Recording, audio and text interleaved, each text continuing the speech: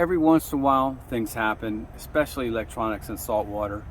And this boat and me are no different than anybody else's boat. Even as much maintenance as I try to take care of on this boat, things happen. And on the last weekend I was out, I noticed the bilge pump light switch. You click the rocker, the bilge, the light didn't come on. And I was like, okay.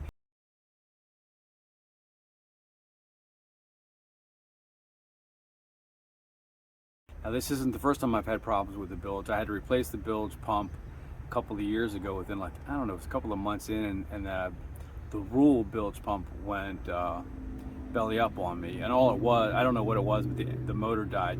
So I spliced in a new bilge pump, but last week I didn't see the light come on, and then I checked it and it wasn't running. And here I am trying to fix it today. At first I thought it was just a loose connection, because when I grabbed a hold of the butt connector for the negative, it fell apart. I was like, easy fix, click back together. No, didn't work. Still had a problem. So I decided today, it's just Friday, which is the wrong time of the day to start doing this, but I'm doing it anyway. I'm here disassembling the switch at the dash, and I traced everything back, and I found out the problem, and this is what it is. So now that I know it's not this and it's not this, let's connect them back up and I would put the bilge back in, but I want to keep testing things. Thank God I have this handy dandy 12-volt power pack. These things come in super handy. If you don't have one, I would say invest in one. Very good insurance, very good mobile 12-volt battery supply. This is a Black & Decker. It's about 50 or 60 bucks. Has a check light. It's got a couple of cigarette lighter. You've got some USB ports on somewhere. So when you hook it up, it's very easy to hook up. Bring out your positive and your negative cables, hook them to your positive and negatives on your whatever you're testing. Turn it on. Voila, it works. Very handy thing to have on board. All right, so I've already taken off this little plate here. It's just 4 screws that hold this to this, and I exposed the back, and I've already taken out the switch and I've disassembled it. And that was a mistake, because I should have checked something else first. The problem truly is the reset switch, and I'll show you why. All right, so let's look at these pieces. The power's coming in along this line, this red wire. This is coming in from the power source. It connects to this spade, goes into this reset terminal, comes back out of here, goes up into this red wire. This red wire is actually jammed back in here at the moment, but this is actually connected to the back of this.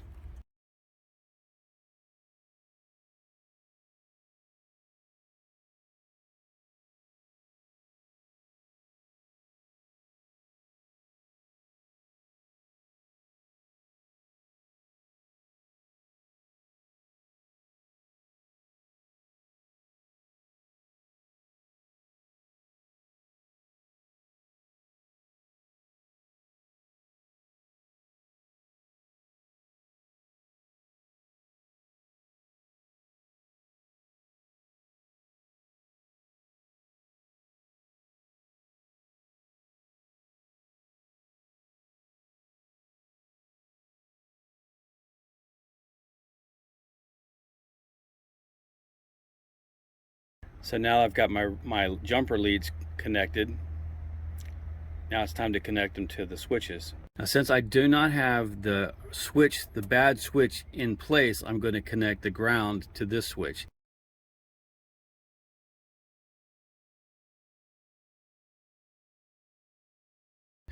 Ground is ground is ground. And now I'm going to touch the positive to this positive on this side of the reset switch. Nothing. What happens when I do this?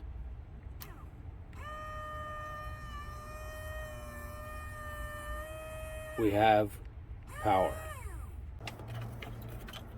The defective part is this thing, this reset switch. That's the defective part.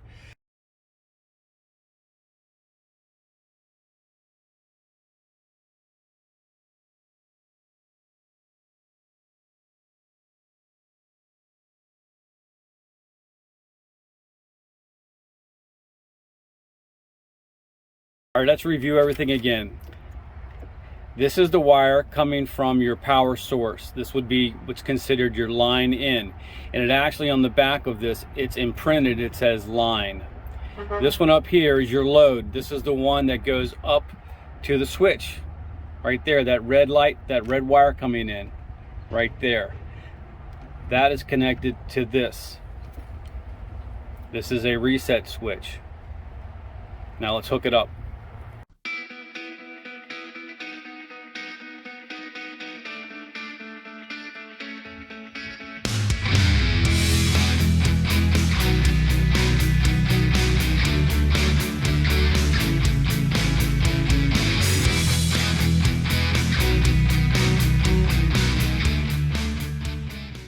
Okay, I'm out here today.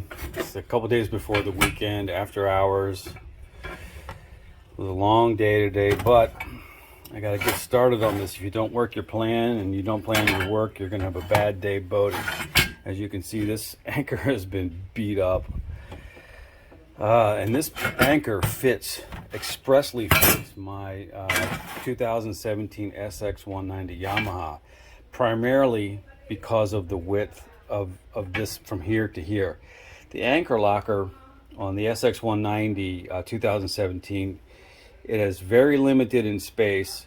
These fit inside. I've probably got a little bit more room on each side of this for another anchor, but I went and bought one from West Marine and had to take it back because it was too wide in the flukes. It would not fit down in. So what I'm resorting to today is a fix. I believe I found the proper anchor online, actually very similar, if not the same one that I bought when I brought the boat from California. It came as a package deal with the anchor, the chain, and the rope all in one package. Fortunately, I kept a picture of it, so I was able to research it and find it out online.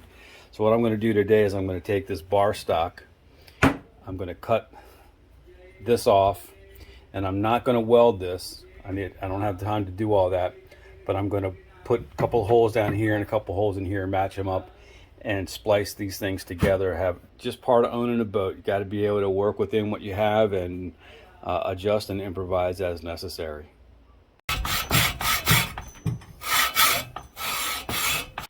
All right, so that's done. Broke it off, got it all the way cut. So I've made my marks. I've double checked my measurements about 3 or 4 times just to make sure that I've got the right length. I'm in progress now. I drilled out I drilled 1 hole out of 3. I got the other 2 marked, and I drilled it and I'm tapping it now for these screws. I'm also going to countersink this so they lay flat.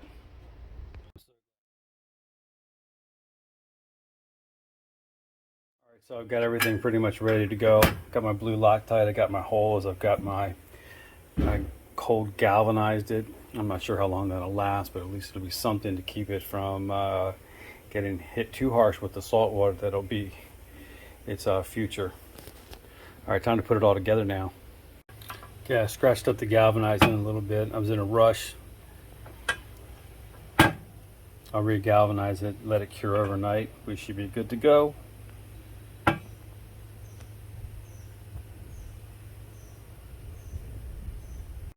Well, I got it in. Everything fits snugly. It fits right to the edge.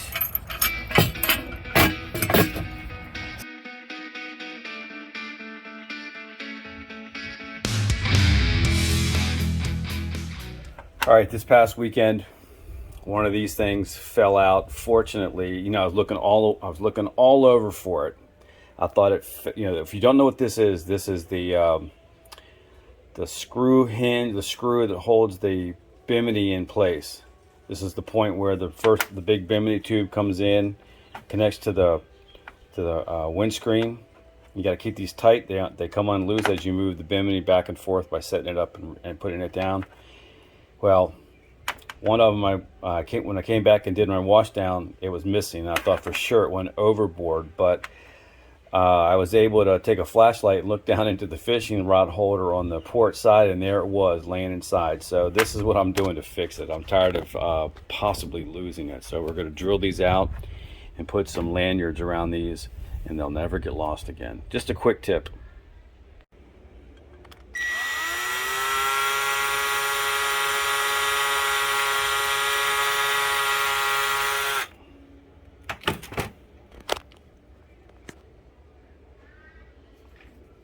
Probably use some kind of plastic cord, or maybe even fishing, a heavy-duty fishing fishing line, like 100-pound test, and run it through here and then connect it to the upright of the Bimini tubes. Don't want to lose these. Oh, I found something better than fishing line. I had some paracord lying around, so I put the paracord through there, heated up the end so it won't poke back through. It gave me enough room to cut these and fashion a loop. Probably a bowline around the uprights of the Bimini. That way they'll stay and they'll have enough room, etc., etc. Anyway, that's it. Quick tip for anybody who's got the same kind of problems. These things unscrew after a while that help. Just a few times up and down, and you'll find that this thing is loose by a couple of turns. And if you're not paying attention, it'll rock, and next thing you know, it's out. Easy peasy, lemon squeezy. That's it. Aloha.